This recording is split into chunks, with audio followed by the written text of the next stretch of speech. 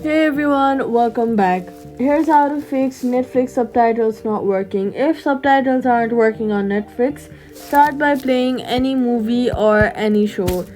Then tap the screen and open the audio and subtitles menu. Make sure subtitles are selected and not turned off. Choose your preferred language to resume the video.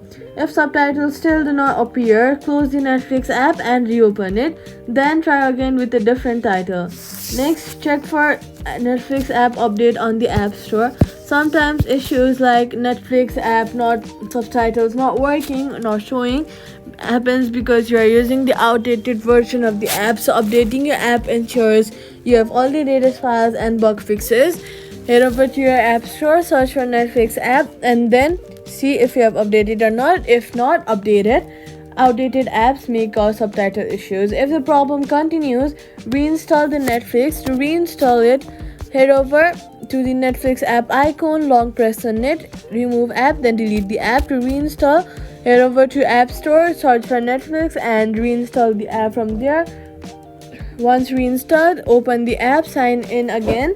Subtitles will work normally now. And that's it. Subscribe for more quick fixes.